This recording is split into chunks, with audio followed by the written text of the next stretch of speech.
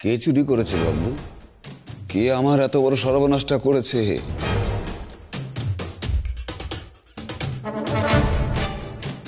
আপনার কাছেরই কেউ হবে জেঠু, বাইরের কেউ না। আর যে চুরিটা করেছে সে এখন আমাদের মধ্যে উপস্থিত।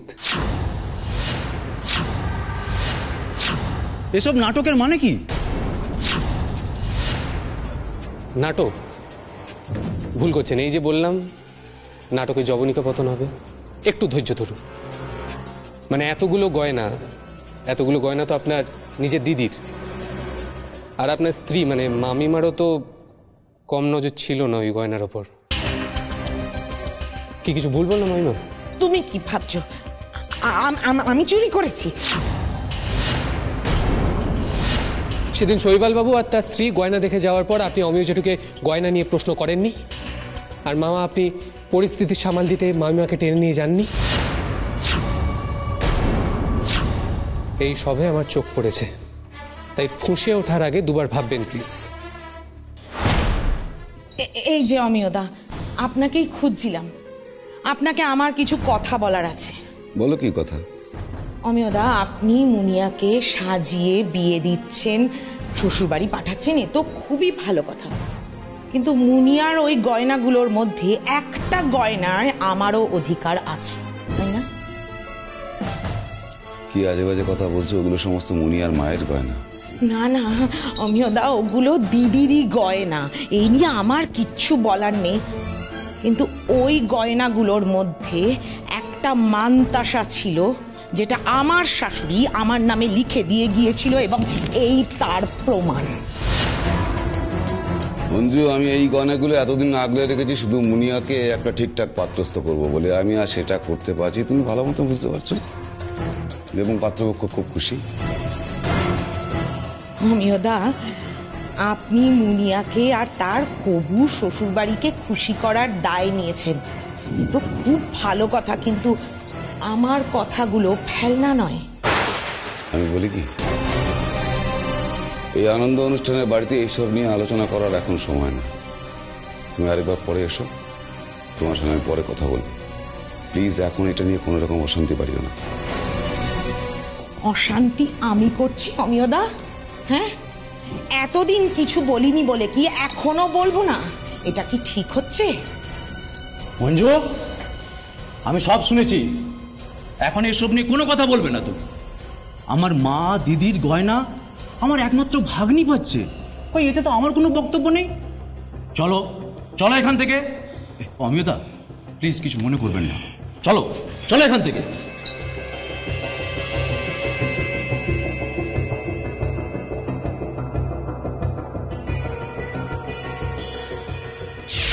আপনার ননদ অর্থাৎ মুনিয়ার মায়ের সোনার মানতাসে যে আপনার প্রাপ্য, আপনি সেটা বলেননি। আপনি অমিয় জেঠুর কাছে সেই সোনার মানতাসার দাবি করেননি। মঞ্জু, তুমি সেদিন অত করে বলার পরেও? বিশ্বাস করুন জামাইবাবু, চুরি আমি করিনি। সেদিন যা বলার আমি আপনাকেই বলেছিলাম। মুনিয়ার গয়না চুরি করব এমন রুচি মানসিকতা আমার নয়। মুনিয়ার কথা আমি একবারও ভাববো না। আমি স্বীকার করছি, সেদিন ওই সোনার মানতাসার দাবি আমি জানিয়েছিলাম, কিন্তু কিন্তু গয়না আমি চুরি করিনি। দিদির কত স্বপ্ন ছিল, উনি আর কত ভালো করে বিয়ে দেবে। চুরি আমি করিনি। এখন আর কেঁদে কি হবে? এই জন্য আমি বলেছিলাম যে এদেরকে নেমন্তন্ন করো না।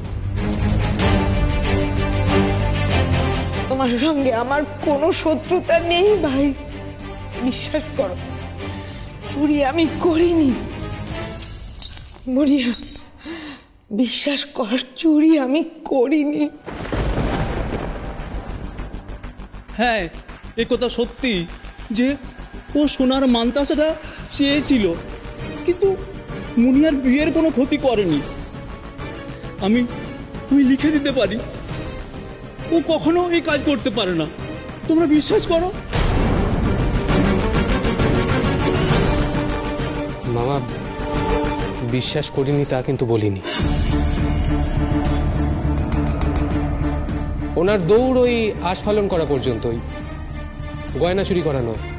তবে হ্যাঁ, ওই সোনার মান্তাসা এবং গয়নার বাক্স নিয়ে কৌতূহল ওনার অনেক দিনের, সেটা আমি স্বীকার করছি। বাবা, এত কৌতূহল আসে কোথা থেকে কে জানে? কার কখন কিসে কি কৌতূহল তা কে জানে জেঠিমা। মানে তবে হ্যাঁ, একটা কথা কিন্তু মানতে হবে, মুনিয়ার কিন্তু গুণধর মামার শেষ নেই। আরে মামা মামা মামা মামা পাঠানোর পথ নেই আর। বোন বোন বোন আমাকে এত অপমান, কি প্রমাণ আছে? আমি কিন্তু মামলা করবো। তাই আর করবেন কি করে? পয়সা কোথা দিয়ে পাবেন? আপনার জামাইবাবুর পকেট কেটে? মুখ সামলে কথা বলো। কেন বলুন তো? আপনি কি বলতে চাইছেন আপনি পুরোপুরি নির্দোষ? সেদিন রাতে লোডশেডিং হওয়ার পর আমরা আপনাকে ওপরে দেখতে পাই, আপনি বলেছিলেন আপনার বোন আপনাকে ওপরে যেতে বলেছিল। সেটা মিথ্যে। আর সেই সময় আপনি ঘামছিলেন। বাবলুদা, ওদিকে কেউ একটা আছে। আপনি এখানে কি করছেন? এত ঘামছেন কেন? তা মামা, এত শীতের মধ্যে আপনি কেন ঘামছিলেন উত্তর দিতে পারবেন? আমার ঘামের অসুখ আছে। না না, আপনার অসুখ স্বভাবেও আছে। হ্যাঁ, আমি গিয়েছিলাম, ঘামছিলাম তো। আমাদের আওয়াজ পেয়ে আপনি সেখান থেকে পালানোর চেষ্টা করেন এবং অমিয় জেঠুর ঘরের সামনে আপনার এক পাটি চটি পড়ে থাকে।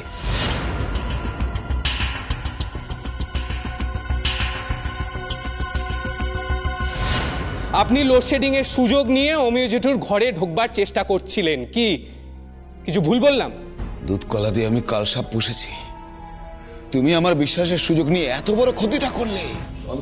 দাঁড়ান জেঠু, উনি পারলে 2-5 হাজার টাকা আপনার পকেট থেকে সরান ঠিকই, কিন্তু গয়নার বাক্স না, সে সাহস ওনার নেই। বাবলুদা তো একেবারে গল্পের বইয়ের গোয়েন্দাদের মতো বলছে রে দিদি। এত কম সাহস নিয়ে এ কাজ করা যাবে না, আর এত সাহস আপনার আশ্রিত শালার নেই।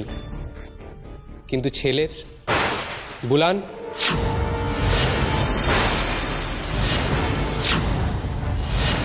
আমি চুরি করিনি বাবলুদা, আমি চুরি করিনি বাবা। আমি চুরি করিনি বাবা, আমি চুরি করিনি বাবলুদা।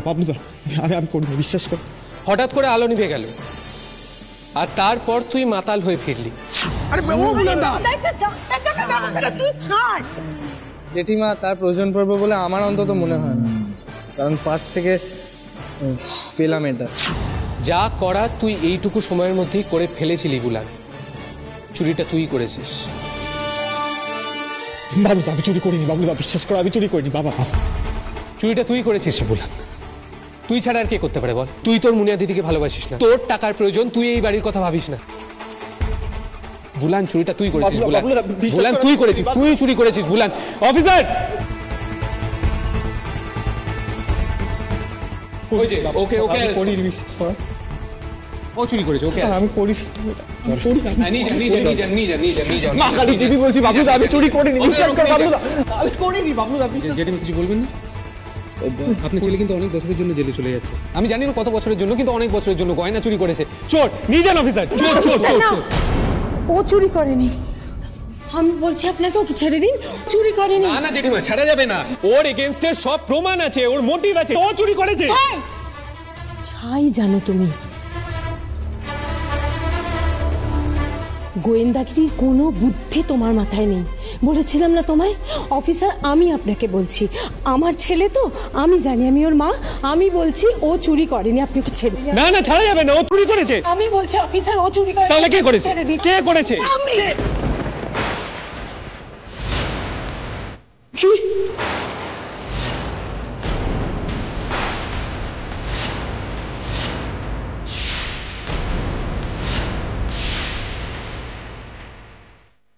আমি চুরি করেছি।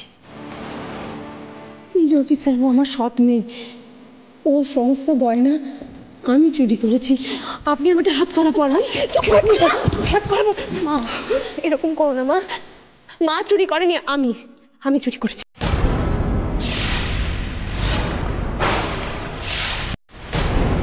এসব কি হচ্ছে আমি তো কিছুই বুঝতে পারছি না। এ কথা বোঝা এত সহজ নয়, সবাই বুঝতে পারে না, শুধুমাত্র একজন মাই বুঝতে পারে, যার কাছে সন্তান মানে শুধু গর্ভজাত নয়, আমাদের দেশের চিরকালীন মা, যে প্রয়োজনে সন্তানের জন্য চুরি পর্যন্ত করতে পারে। তাই না জেঠিমা? এবারেও বলবেন গোয়েন্দাগিরির কি বুঝি আমি? জেঠিমা গয়না নিয়েছে? কতটুকুনি মেয়ে, এত ছোট্ট তখন। ও তো বুলানের আগে আমার মা ডেকেছে, আর সেদিন থেকেই আমি জানতাম যে আমার সবটুকু দিয়ে ওকে আগলে রাখতে হবে আমায়। কি বিশ্বাসে, কি ভীষণ ভরসায় ওইটুকুনি ছোট্ট মেয়েটা আমার কাছে এসে বলেছিল, মা আমায় তুমি ভালোবাসবে তো? স্কুলে সবাই বলে সৎমারা দুষ্টু হয়, ভালোবাসে না। মুনিয়া, মুনিয়া তোর মনে আছে? মুনিয়া তোর ছোট্ট ছোট্ট হাতগুলো দিয়ে আমার আঁচল ধরে তুই জিজ্ঞেস করেছিলিস, মা আমাকে ভালোবাসবে তো? মা আমাকে মারবে না তো? মনে আছে তোর মুনিয়া? মা তুমি জানো জন্ম জন্মান্তর আমার মা হয়ে যান মা।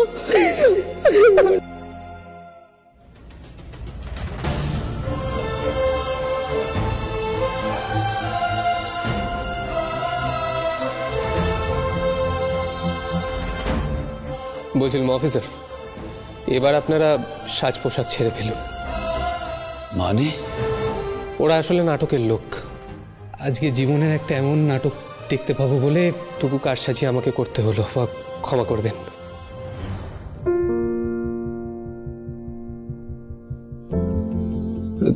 সরি ভাই বুলান, ভেরি সরি। কিন্তু তোকে যদি ধরার নাটকটা না করতাম তাহলে তোর মা আর তোর দিদি ধরা দিত না। ধরা দিত না মানে? গয়না ওরা চুরি করেছে? সত্যি ওরা? হ্যাঁ সত্যি করেছি, আমি করেছি।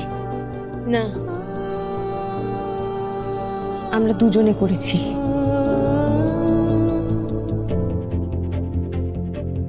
কোথায় গয়না? কেন নিয়েছো? কি করেছো? যে গয়নাটা নিয়েছি সেটা তো তোমার গয়না নয়, দিদির গয়না, মুনিয়ার মায়ের গয়না। এসবের মানে কি? আমরা ইতিমধ্যে অনেক অপরাধী ধরেছি, গোয়েন্দাগিরির অনেক গল্প উপন্যাস পড়েছি, কিন্তু এত অভিনবভাবে অপরাধী দেখিনি। বাবলুদা আর সাসপেন্স সহ্য হচ্ছে না, কি করে হলে বলো তো? হ্যাঁ, আমরাও জানতে চাই। এই গল্প শুরু হয় 20 বছর আগে। সুদেষ্ণা জেঠিমা অমিয় জেঠুর দ্বিতীয় পক্ষের স্ত্রী হয়ে বাড়ি এলেন।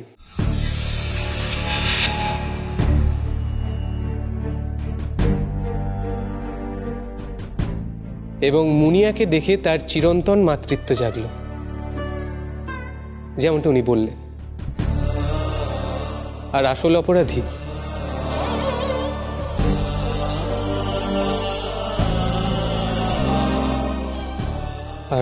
অপরাধীর কথা যদি বলা হয় তাহলে জেঠু তুমিও কিন্তু কম অপরাধী নও। আমি কাউকে কিছু জানাইনি জেঠু, কিন্তু আগের পাড়ায় তুমি যে ভাড়া বাড়িতে থাকতে, সেখানে গিয়ে আমি কিছু কথা জানতে পারি। মানে? একটু ধৈর্য ধরে শোনো না। তখন তুমি ব্যবসার কাজে ব্যস্ত, রাত করে বাড়ি ফিরতে। তুমি জানো না যে জেঠিমা এবং মুনিয়ার একটা মমতার সম্পর্ক গড়ে উঠেছিল, তারপর বুলান হয়। আর জেঠিমা লক্ষ্য করে যে তুমি তোমার ছেলে সন্তানকে নিয়ে কতটা উচ্ছ্বসিত। আর অমিয় জেঠুর কাছে মেয়ে সন্তান মানে পরের বাড়ির জিনিস। আর এদিকে মুনিয়া আমাদের ব্রিলিয়েন্ট একটা স্টুডেন্ট। তাই সুদেষ্ণা জেঠিমা ঠিক করলেন যে যে করে হোক মুনিয়াকে লেখাপড়া করাবে, যাতে তার মতো মুনিয়ার জীবনটাও একটা বাধা ছকে শেষ না হয়ে যায়। আমাদের জেঠিমাও ব্রিলিয়েন্ট একজন ছাত্রী ছিলেন। বিয়েতে ভালো মার্কস পেয়ে পাশ করার পর এমএতে ভর্তি হতে চেয়েছিলেন, কিন্তু পড়াশুনো আর হয় না, কারণ জেঠু অনুমতি দেননি। বাড়ির বউ এমএ পাস করেও তো খুন্তি নাড়বে, কি লাভ তাতে? আর সেই শোধ তুমি মুনিয়ার উপর নিতে চাইছো? শোধ? শোধ কেন হবে জেঠু? এটা তো একজন মায়ের অপূর্ণ ইচ্ছে, যেটা নিজের মেয়েকে দিয়ে পূর্ণ করতে চেয়েছেন। মা যে মাই হন সেটা জেঠিমা প্রমাণ করে দিয়েছে, যদিও সবাই সেটার উল্টোটাই ভাবে। ঠিকই, এই ভয়টাই জেঠিমা পেয়েছিল তার প্রাণ প্রিয় মেয়ের জন্য। এদিকে জেঠিমার সৎ মা বলে কথা, লোকে বলবে আধিক্ষেতা। সেই জন্য মুনিয়া এবং জেঠিমা একটা খেলা শুরু করে। জেঠিমা দেখাতো যে জেঠিমা একেবারে টিপিক্যাল সৎ মায়ের মতো, যে তার মেয়েকে একেবারে দেখতে পারে না। আর এদিকে অমিয় জেঠু মুনিয়ার জন্য কোনো টাকা খরচা করতে চাইতো না, কিন্তু বুলানের জন্য দরাজ হস্ত। বুলানের টাকা লাগবে বলে অমিয় জেঠুর থেকে জেঠিমা টাকা নিতেন এবং মুনিয়াকে টিউশনে পাঠাতেন। অমিয় জেঠু এসবের ব্যাপারে কিছু জানতো না, কোনোদিন জানতেও চাইনি, কোনোদিন জানতে পারেও নি। জেঠিমার জেদ চেপে গেছিল। এইভাবে আগলে আগলে জেঠিমা মুনিয়াকে এত বড় করেছে। ছোট থেকে বড় হওয়ায় মুনিয়া জেঠিমার কাছ থেকে ঠিক কতটা ভালোবাসা পেয়েছে সেটা কেবল মুনিয়াই বলতে পারবে। নিজের মায়ের মতো আমাকে আগলে রেখেছে সারা জীবন। বোন, তুই আমার ভাগনাটাকে এতটুকু ভালোবাসিস নি? সব ভালোবাসা দিয়েছিস ওই মেয়েটাকে। আরে আমার ভাগনাটা মায়ের ভালোবাসাই পেল না। যেটুকু মা বাসেনি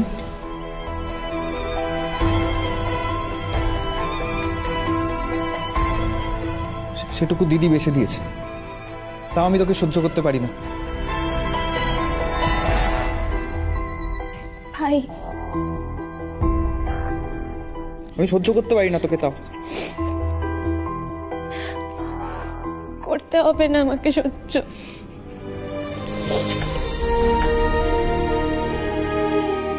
বলছি ওরা সত্যি মাকে জেলে নিয়ে যাবে রে? তুই আর আমি থাকতে আমরা মাকে জেলে যেতে দেব না, আমরা দুজন মিলে ঠিক আটকে নেব।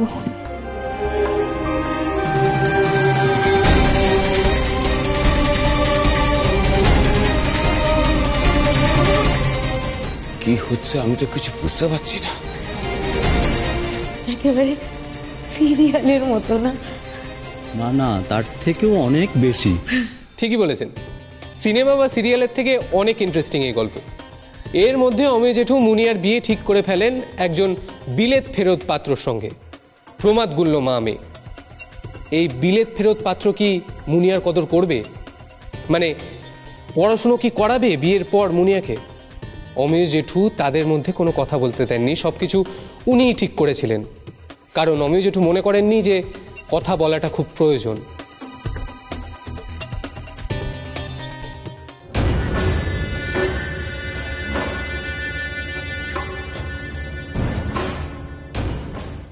তারপর বাবলুদা? তারপর জেঠিমা মুনিয়াকে সাহস দেয়, কিন্তু এর মধ্যেই হবু শ্বশুর শাশুড়ি বাড়িতে চলে আসে তাদের গয়না পরখ করতে।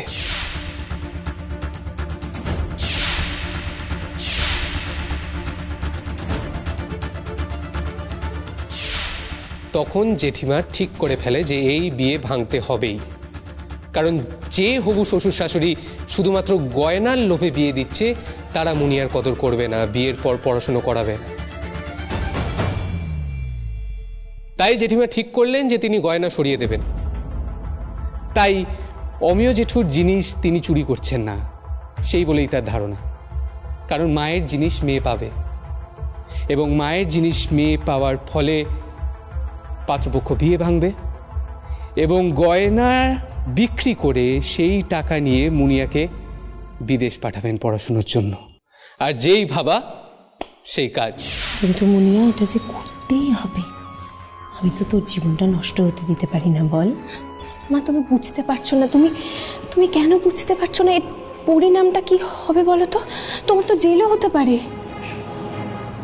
এর পরিণাম তো একটাই, আমার হাজতবাসের শেষ দিনে আমাকে নিতে আসবে আমার বিলেত ফেরত উচ্চশিক্ষিতা মেয়ে ডক্টর কঙ্কনা সরকার। এরপর জেঠিমা সকলের অলক্ষ্যে মেন সুইচ অফ করে দেন বাড়ি।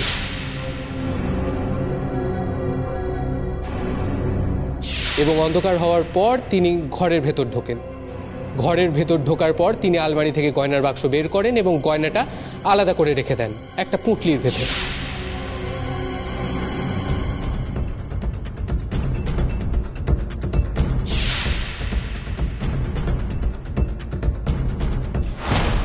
আর তারপর গয়নার সমান ওজনে কিছু নুড়ি পাথর গয়নার বাক্সে ভরে আলমারির ভেতর রেখে দেন।